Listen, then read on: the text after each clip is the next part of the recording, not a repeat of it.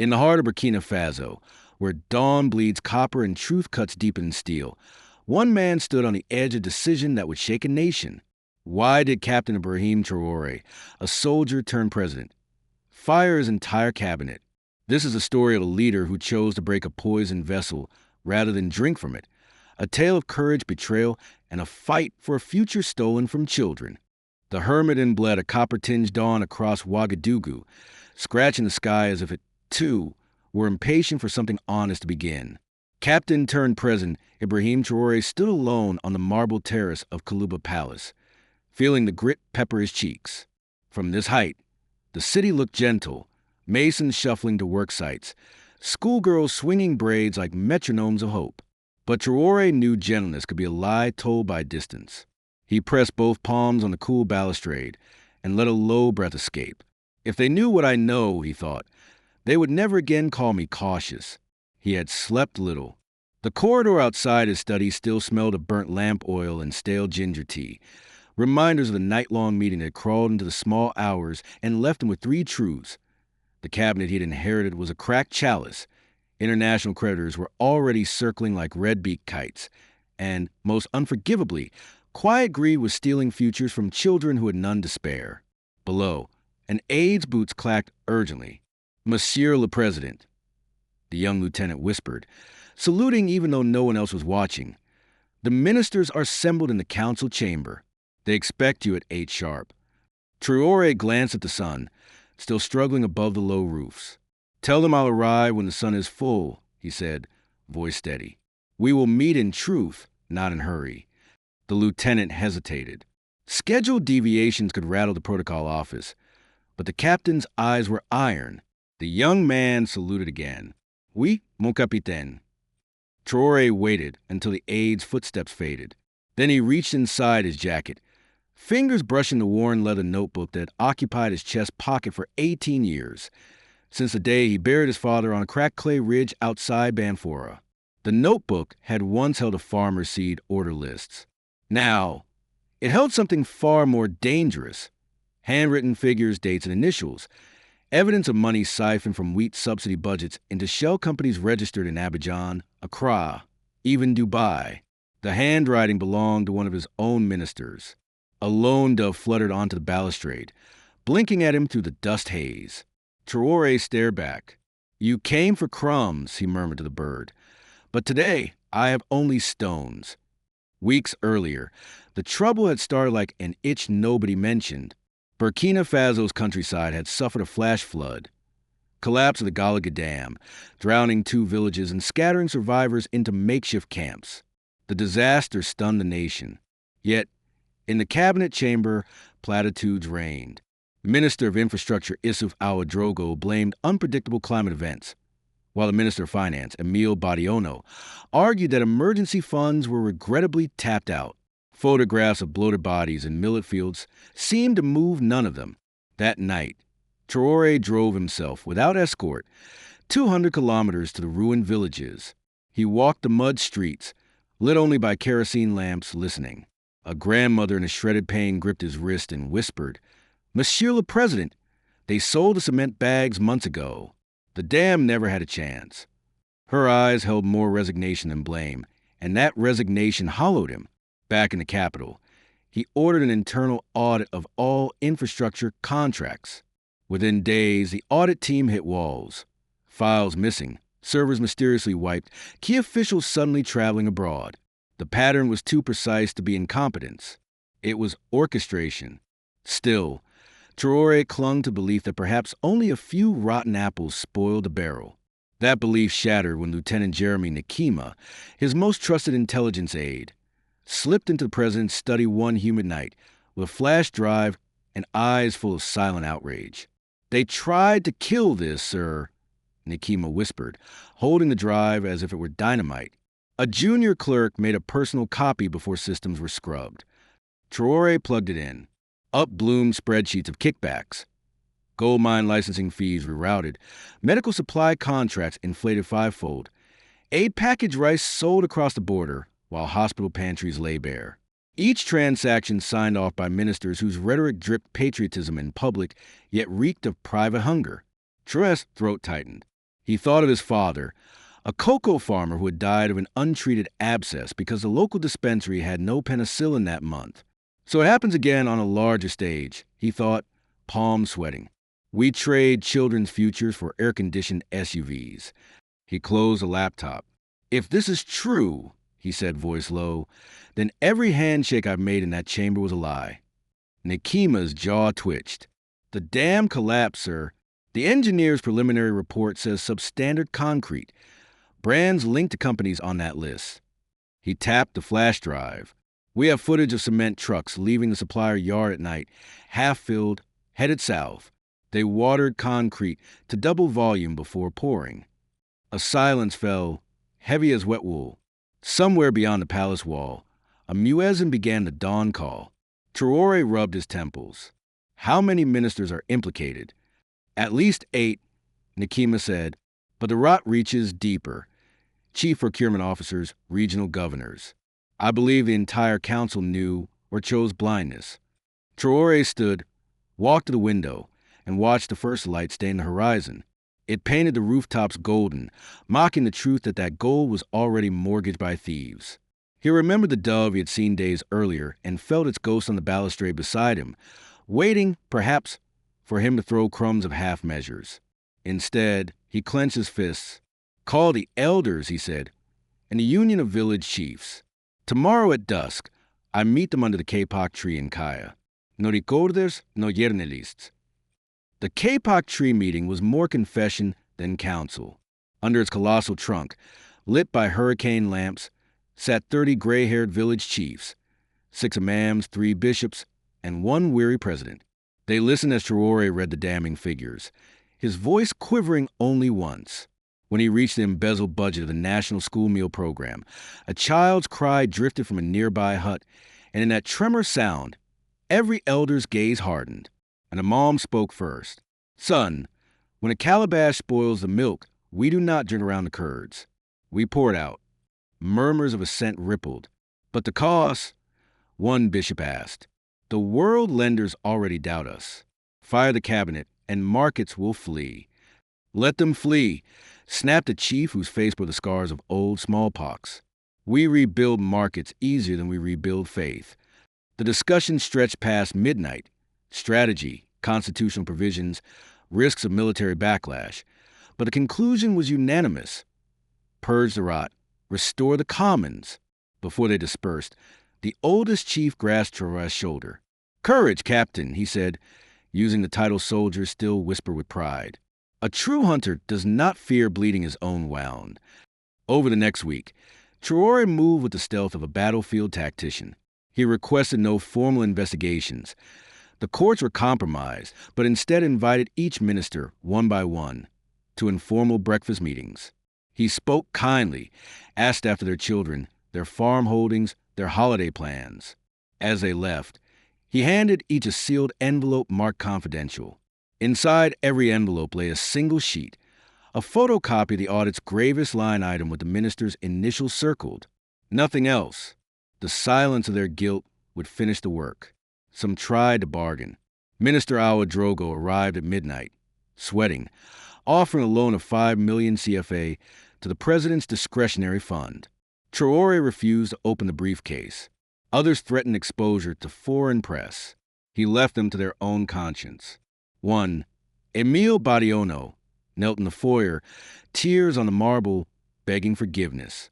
Traoré lifted him up, not in comfort but in finality, and placed a briefcase of cash into a charity box for the damned survivors. Rumors frothed to the capital. The president was sick. The president was converting to monkhood. The president had been bewitched by rural sorcerers. Markets wobbled. Embassies filed nervous cables to Paris and Washington. At dawn on the 8th day, Traoré assembled the entire cabinet in the Grand Council Hall. He stood at the far end of the mahogany table. No prepared speech, no teleprompter, only the battered leather notebook clutched in his left hand. My brothers and sisters, he began, voice low but carrying. I summoned you because the nation stands in mourning, and the coffin is heavy with your fingerprints. A hush fell. He opened the notebook, reading aloud line items. 22 billion CFA diverted from fertilizer subsidies. $12 billion from highway repairs, $8 billion from cholera vaccine procurement, and the dam. His knuckles whitened. 47 dead, mostly children. A minister tried to stand. Traoré's glare pinned him back. Your signatures authorize these thefts, Traoré said. And so, by the power vested in me by the Transitional Charter and the People's Trust, I dissolve this cabinet, effective immediately. You will leave your offices within the hour. Justice will follow. Mouths open in shock. Some protest, some plead, but words dissolve under the weight of exposed betrayal. Outside the high windows, the first peal of thunder rolled, promising rain for a thirsty land. Firing them was easy. Living with the aftermath was a crucible. Within 24 hours, foreign media blared headlines. Burkina Faso in chaos. Rogue captain purges government. Investors pull back. The West African Monetary Union warned of suspended credit lines on social media. Half the population hailed him as savior. Half feared he was staging an autocratic power grab. That night, Traoré sat alone at his desk, shutters rattling in the rising wind. A single guttering candle cast shadows taller than the man. For the first time, he felt the weight of isolation. The warmth of camaraderie began to curdle into suspicion among even loyal staff.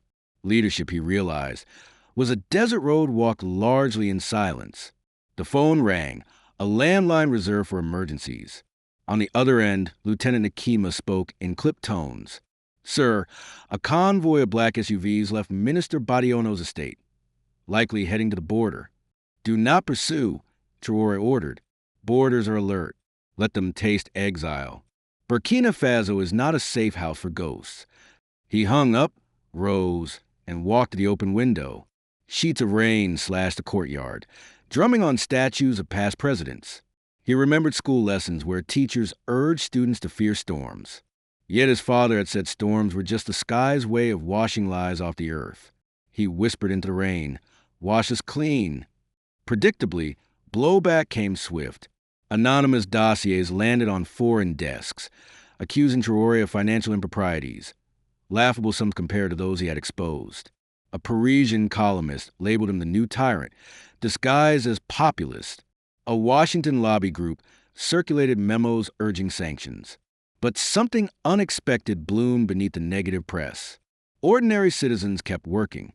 Fishermen hauled nets on the Volta River.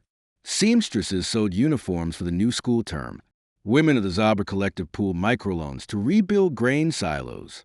And in Kaya, survivors of the dam collapse poured the first wheelbarrows of foundation for a clinic, funded entirely by public donations that arrived after Traoré's televised speech. One afternoon, as clouds burned off the plateau, the president received word that a caravan of pickup trucks was heading toward the capital from the east. Farmers, teachers, miners, each carrying sacks of millet or jerry cans of palm oil. They were gifts, they said, to feed the palace kitchens while the treasury sorted itself out. Traoré met them outside the gate and insisted the food be diverted to city orphanages. Laughter and tears mingled in that dusty courtyard. That night, he addressed the nation from a simple wooden lectern, not the gilded rostrum previous presidents favored. Cameras showed no teleprompter, only the notebook resting open. My fellow citizens, he said, a government that eats the harvest before the children do is no government at all. I have chosen to break the vessel rather than keep drinking poisoned water. Some call this reckless. I call it a rescue.